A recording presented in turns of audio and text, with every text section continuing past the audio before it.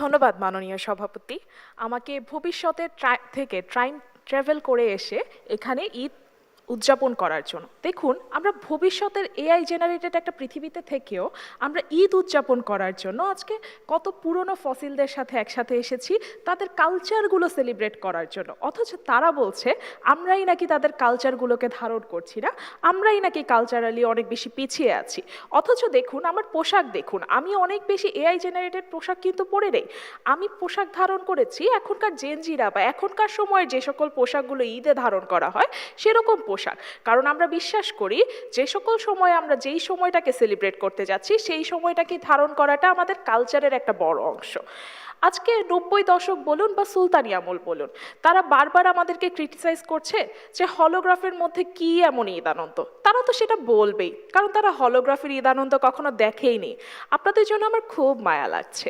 আজকে সেটের অনুষ্ঠানটি শেষ হলে আপনাদেরকে আমি আমন্ত্রণ জানাচ্ছি, আপনাদেরকে আমার আমলে টাইম ট্রাভেল করিয়ে হলোগ্রাফি কিভাবে ঈদের আনন্দ উদযাপন করা যায় সেটি দেখাবো।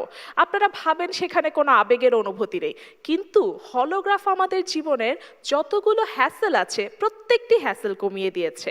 এই হ্যাসেলগুলো কমানোর কারণে আমরা এখন এমন একটা পরিবেশে আছি যেখানে আমরা আমাদের কালচারকে সেলিব্রেট করার সময় পাই, আমাদের পরিবারকে ঈদের আনন্দ দেওয়ার সময় পাই, আমরা আমাদের প্রেমের জুটি, আমাদের স্বামী স্ত্রী, আমরা সবাই মিলে একটা ভালো সময় কাটানোর সুযোগ পাই, যেটা আসলে আপনাদের যুগে আমাদের মা বোনরা একটা বেশিরভাগ সময় ঈদের আয়োজন করতেই তাদের কেটে যেত, এই সময়টাই তারা পেত না। এমনকি কখনো ঈদ শ্বশুর বাড়িতে, কখনো ঈদ বাবার বাড়িতে, এবং এই টানা পড়েনে দেখা যেত প্রতিবারই হয় স্বামীর মন খারাপ, না হয় বউয়ের মন খারাপ। আবার দেখা যায় প্রেমের জুটি যারা থাকে তারা নিজেদের বাড়িতে বাড়িতে ঈদ করে, তখন দেখা যায় তাদের শহরে একজন প্রেমিকা আবার গ্রামে একজন প্রেমিকা। কিন্তু আমাদের যুগে সেটা হওয়া সম্ভব না।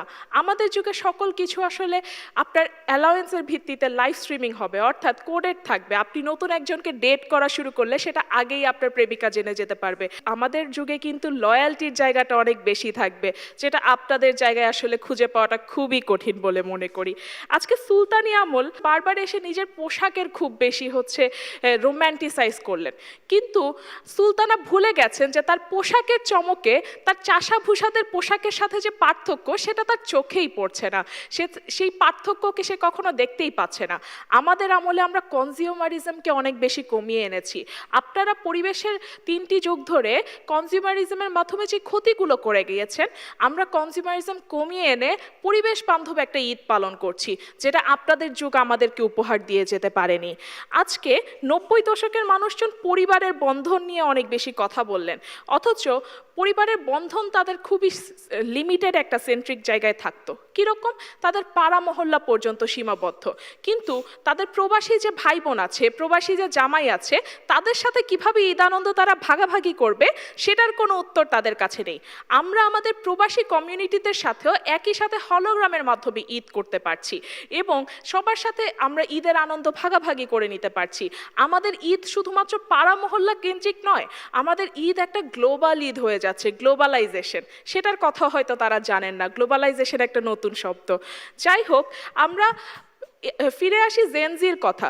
জেনজি বারবার বলার চেষ্টা করলেন ফিটনেসের কথা, অথচ যাদের ফিটনেস জিম কেন্দ্রিক হয়ে গেছে তারা নাকি হচ্ছে আমাদের ভবিষ্যতের প্রজন্মকে ফিটনেসের জ্ঞান দিচ্ছে। অথচ আমাদের ভবিষ্যতের প্রজন্মে আমাদের মেডিকেল সেক্টর অনেক উন্নত থাকবে, তখন মানুষকে ফ্যাট শেম করা, মানুষকে হচ্ছে বিভিন্ন চিকিৎসার কারণে বিভিন্ন জায়গায় যেই সমস্যাগুলো রয়েছে সেগুলো নিয়ে কথা বলার সুযোগগুলো পাবে না। আমাদের জায়গায় আরও আছে। আপনি চিন্তা করুন, খাবার প্রস্তুত করার জন্য আমাদের এআই থাকবে, আমাদের এই হ্যাসেলগুলো ফেস করা লাগবে না। এখন নামাজ পড়তে যায়, প্রত্যেকটা মানুষ নামাজে তাকবীর ভুল করে। আমাদের নামাজে তাকবীর কখন কোনটার পর কি হবে সেটা আগেই ব্রেইনে সেট থাকবে, এবং সেই ক্ষেত্রে নামাজের তাকবীর ভুল করার যে সমস্যাগুলো তাদের ঈদে দেখা যেত সেই জিনিসগুলো হবে না। আমরা কালচারালি অনেক বেশি ইমপ্রুভড থাকবো। আমরা তখনও এআই সেন্ট্রিকভাবে আমরা কালচারগুলোকে কিভাবে কন্ট্রিবিউট করে, কিভাবে কম্বাইন করে একসাথে করতে পারি সেই চিন্তা আমাদের মাথায় থাকবে। থাকবে তখনও আমরা রমজানের শেষে ওই রোজার ঈদ কবি নজরুলের গান শুনবো এবং আমাদের এআই জেনারেটেড গানগুলোও শুনবো। আমাদের অনুভূতিগুলো হবে আরও অনেক বেশি বাস্তব। কিভাবে? আমরা এই বাস্তব অনুভূতিগুলোর একটি ক্লোন তৈরি করব হলোগ্রামের মাধ্যমে, যেটি ফিল করা সম্ভব, যেটি আমরা ফিল করব আমাদের মানুষের অবয়ব দেখার মাধ্যমে। 90 দশক তাদের দারিদ্র্যকে অনেক বেশি রোম্যান্টিসাইজ করেন, কিন্তু দারিদ্র্য তো আসলে রোম্যান্টিসাইজ করার মতো জিনিসটা। তারা সেই দারিদ্র্যের সময়টা, উপেক্ষার সময়টা ফেস করে এসেছেন, তাই তাদের কাছে মনে হয় সেটাই খুব ভালো। কিন্তু আমাদের সময় এরকম দারিদ্রতা, আমাদের উপেক্ষা, এই জিনিসগুলোকে আমাদের অনেক বেশি সেলিব্রেট করা লাগবে না। সুতরাং ভবিষ্যতের ঈদের জন্য, ভবিষ্যতের ঈদ থেকে আপনাদেরকে পূর্ববর্তী ঈদ মুবারক। ধন্যবাদ।